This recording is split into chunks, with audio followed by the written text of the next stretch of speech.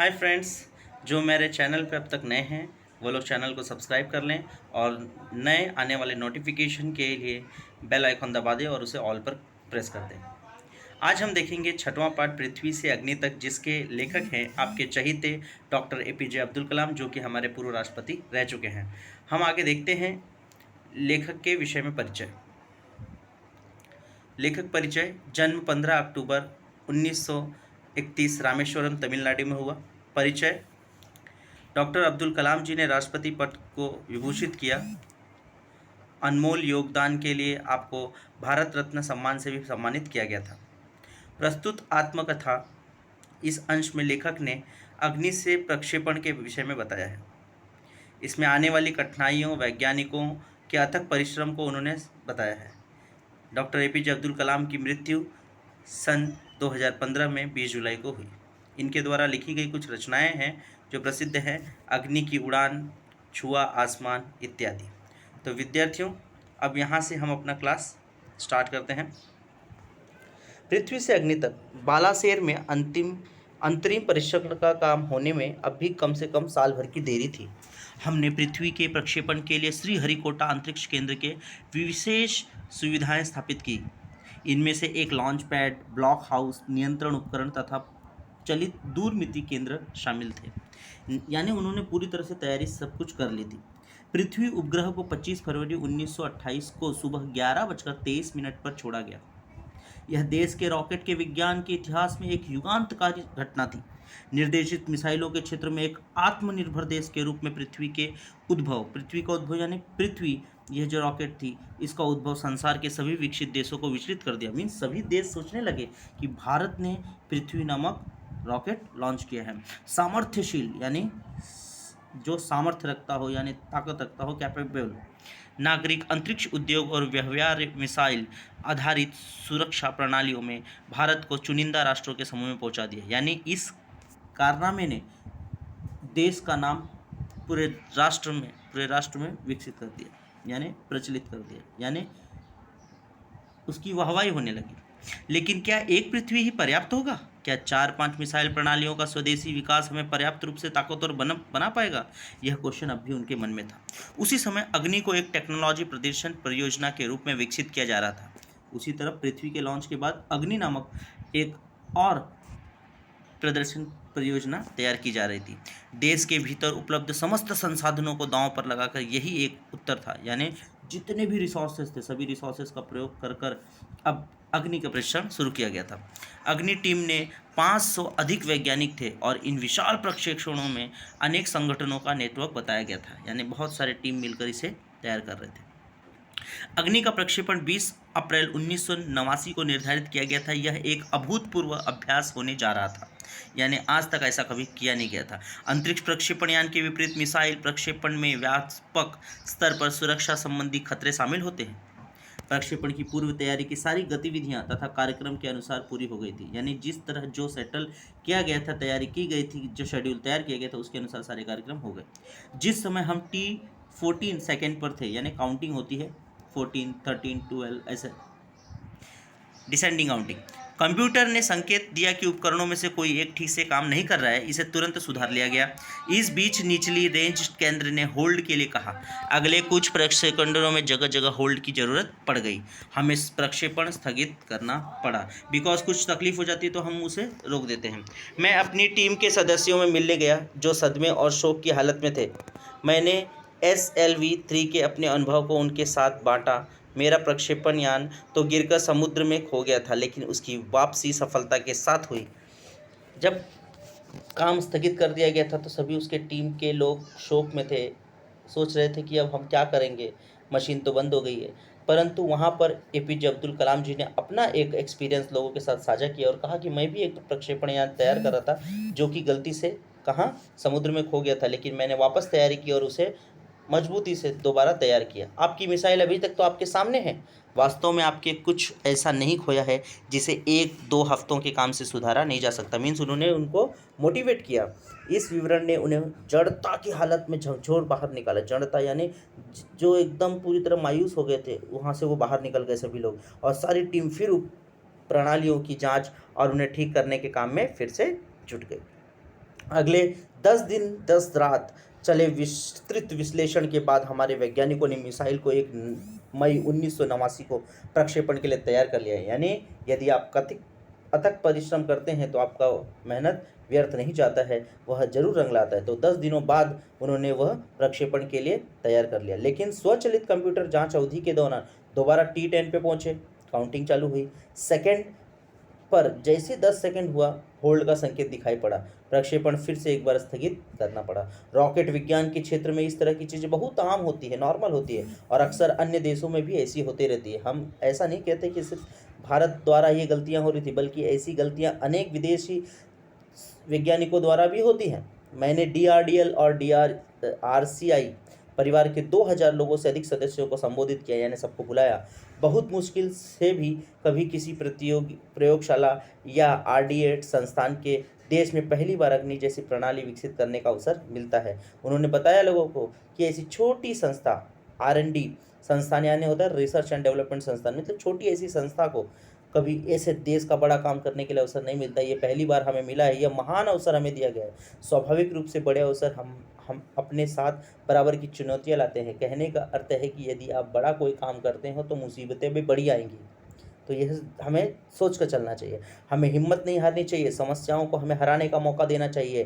देश को समस्याओं को हमें हराने का मौका नहीं देना चाहिए, यानी हमें खुद समस्या पर हावी होना चाहिए, समस्या को हम पर हावी होने नहीं देना चाहिए। देश को हमसे सफलता से कुछ और कम पाने का अधिकार नहीं, यानी अगर देश ने हम पर उम्मीद जताया है तो हमारा ये कर्तव्य बनता है कि उनकी उम्मीद पर खरा उतरना। आइए सफलता को लक्ष्य बनाएं। अपना संबोधन लगभग खत्म कर चुका था कि मैंने लोगों को कहते हुए पाया, डॉक्टर APJ अब्दुल कलाम अपना एक्सपीरियंस शेयर कर रहे हैं कि जैसे ही मैंने अपना संबोधन खत्म किया, मेरे बोलने के तुरंत बाद लोग इतने मोटिवेट हो गए, उत्साहित हो गए कि लोग अपने में बात करने लगे कि अग्नि का प्राणायामी से प्रक्षेपण के बाद हम वापस यहाँ मिलेंगे।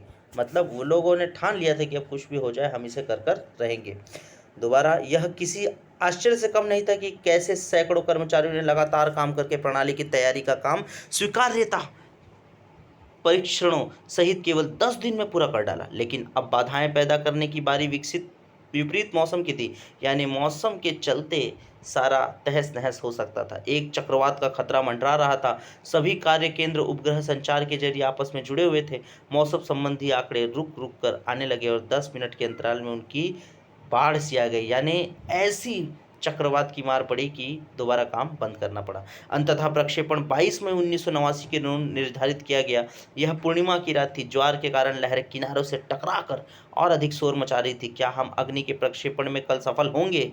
यह सवाल मेरे दिमागों में सबसे ऊपर था, लेकिन हम में से कोई भी उस सुंदर रात के जादू को खंडित करना नहीं चाहता था। एक लंबी खामोशी तोड़ते हुए आखिरकार रक्षा मंत्री महोदय ने मुझसे पूछा, कलाम, कल तुम अग्नि की कामयाबी का जश्न मनाने के लिए मुझसे क्या उपहार चाहोगे? यह एक मामूली सा सवाल था, लेकिन मैं तत्काल इसका कोई भी जवाब नहीं सोच पाया। डॉक्टर APJ अब्दुल कलाम कहते हैं कि मैं क्या चाहता था मुझे समझ नहीं आ रहा था। क्या था जो मेरे पास नहीं था? कौन सी चीज़ मुझे और खुशी दे सकती थी? और तब मुझे जवाब मिल गया। उन्होंने उत्तर दिया, अरे RDI में लगाने के लिए 1 लाख पौधों की ज़रूरत है, ऐसा अब्दुल कलाम जी ने कहा। बस फिर क्या था, अगले दिन सुबह 7:10 पर अग्नि मिसाइल प्रज्वलित हो उठी। यह एक परिपूर्ण प्रक्षेपण था। सभी उड़ान मानक पूरे हुए। यह एक दुःस्वप्न भरी नींद के बाद एक खूबसूरत सुबह में जागने जैसा था, यानी एक बुरा सपना टूट गया और एक खुशनुमा दिन हमारे सामने चमकता हुआ उपस्थित हो गया। हम अनेक कार्य केंद्रों पर 5 साल की कड़ी मेहनत के बाद लॉन्च पैड पर आए थे। पिछले 5 हफ्तों में गड़बड़ियों की एक श्रृंखला की अग्नि परीक्षा से गुजर रहे थे, लेकिन अंततः हमने यह करके दिखा दिया। तो यह मेरे जीवन के महानतम क्षणों में से एक था। सिर्फ 600 सेकंड की भव्य उड़ान ने हमारी सारी थकान को एक पल में धो डाला। सालों की मेहनत का क्या शानदार नतीजा मिला। ऐसा डॉक्टर APJ अब्दुल कलाम ने अपनी जीवनी में किस तरह पृथ्वी से अग्नि तक के प्रक्षेपण को लोगों के साथ मिलकर साझा किया, ये हमारे साथ इस चैप्टर में साझा किया। इस चैप्टर से हमें यही सीख मिलती है कि हमारे सामने आने वाली किसी भी परिस्थितियों में हमें अपने आप को कमज़ोर या डरपोक नहीं समझना चाहिए, बल्कि उसका सामने डटकर मुसीबत से सामना करना चाहिए और जीवन में हम जरूर काबिल हो सकते हैं। आइए प्रश्नोत्तर की तरफ बढ़ते हैं। नए शब्द जैसे आपने देखा होगा युगांतकारी, युग प्रवर्तक, आत्मनिर्भर, स्वावलंबी, चुनिंदा यानी चुना हुआ, सेलेक्टेड, अभूतपूर्व, अनोखा यानी माइंड ब्लोइंग, गतिविधियां यानी कृतियां, एक्टिविटी, सदमा, दुखद, सपना का आघात, झकझोरना यानी झंझोड़ना, चक्रवात यानी बवंडर, अंतराल यानी बीच का समय, नतीजा यानी परिणाम। इसमें एक मुहावरा आया है, उसे देखते हैं। दांव पर लगाना यानी कुछ पाने के बदले में कुछ लगा देना। प्रश्नोत्तर की तरफ बढ़ते हैं, उससे पहले रिक्त स्थान, सही विकल्प चुनकर रिक्त स्थानों की पूर्ति कीजिए। पृथ्वी प्रक्षेपण के लिए खाली स्थान अंतरिक्ष केंद्र में विरोध, विशेष सुविधाएं उपलब्ध की, श्रीहरिकोटा। सिर्फ 600 खाली स्थान की भव्य उड़ान ने हमारी सारी थकान को एक पल में धो डाला। Seconds, 600 seconds. प्रश्नोत्तर की तरफ, 3-4 वाक्यों में उत्तर लिखिए। भारत को चुनिंदा राष्ट्रों के समूह में किसने पहुंचा दिया? पृथ्वी उपग्रह का सफल प्रक्षेपण हो गया। यह देश के रॉकेट विज्ञान के इतिहास में एक युगांतरी घटना थी। मिसाइलों के क्षेत्र में यह आत्मनिर्भर देश के रूप में सभी देशों को विचलित कर दिया। सामर्थ्यशील नागरिक, अंतरिक्ष उद्योग और व्यवहार्य मिसाइल आधारित सुरक्षा प्रणालियों ने भारत को चुनिंदा राष्ट्रों के समूह में पहुंचा दिया। दूसरा प्रश्न है, टीम के साथ डॉक्टर कलाम जी ने कौन सा अनुभव बांटा? टीम के साथ डॉक्टर अब्दुल कलाम जी ने LSVL-3 का अनुभव बांटा। उन्होंने बताया, मेरा प्रक्षेपण यान गिरकर समुद्र में खो गया था, लेकिन उसकी वापसी सफलता के साथ हुई। अपनी मिसाइल अभी तक आपके सामने है। वास्तव में आपने कुछ भी ऐसा खोया नहीं है जिसे 1-2 हफ्तों के काम से सुधारा न जा सके। इस तरह की अनुभव उन्होंने उनके साथ शेयर किए। अंतिम प्रश्न के पास जाते हैं। अग्नि का प्रक्षेपण पहले स्थगित क्यों करना पड़ा? 20 अप्रैल 1989 का दिन अग्नि प्रक्षेपण के लिए निर्धारित किया गया था। जिस समय वैज्ञानिक T14 पर कंप्यूटर से सेकंड मिला कि उपकरणों में कोई भी एक ठीक काम नहीं कर रहा है, उसे तुरंत सुधार लिया गया, परंतु निचली रेंज केंद्र में होल्ड के लिए कहा और अगले कुछ सेकंडों में जगह जगह होल्ड की जरूरत पड़ गई, अतः प्रक्षेपण स्थगित करना पड़ा। रक्षा मंत्री ने डॉक्टर अब्दुल कलाम जी से कब और क्या पूछा था? आपने जैसे पढ़ा ही था थर्ड स्लाइड में। अंततः 20 अप्रैल 1989 का दिन अग्नि प्रक्षेपण के निर्धारित किया गया। उससे पहली रात को सभी वैज्ञानिक के मन में एक ही सवाल था कि कल हम अग्नि के प्रक्षेपण में कहाँ सफल होंगे या नहीं। उसी समय रक्षा मंत्री ने डॉक्टर अब्दुल कलाम से पूछा था, कलाम, कल तुम अग्नि की कामयाबी का जश्न मनाने के लिए मुझसे क्या उपहार चाहोगे? तो यह प्रश्न पूछा गया था। आगे बढ़ते हैं भाषा की तरफ। उपसर्ग तथा प्रत्यय, जैसे यहाँ देख सकते हैं आप, दिन है, दिन के लिए प्रतिदिन बना दिया गया और बाद में उसे दिन भर कर दिया गया। तो मैं प्रतिदिन खेलता हूँ, दिन भर नहीं खेलना चाहिए।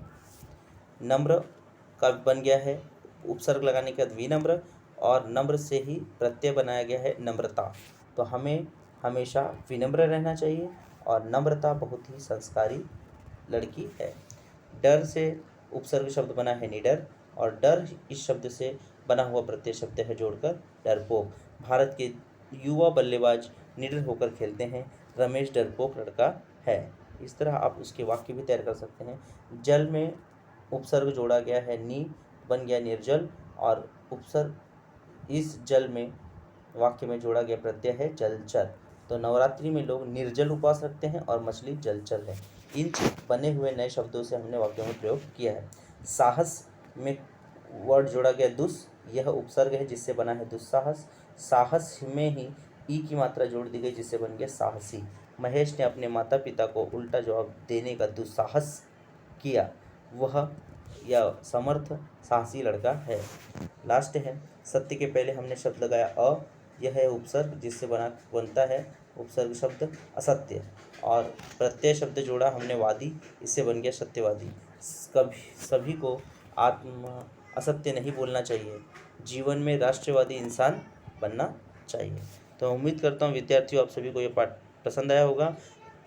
एक बार फिर से आप सभी से रिक्वेस्ट है, चैनल को सब्सक्राइब करें, नए नोटिफिकेशंस के लिए नोटिफिकेशन बेल दबा दें और उसे ऑल पर कर दें, और अगर वीडियो पसंद आया है तो उसे लाइक करना ना भूलें। धन्यवाद।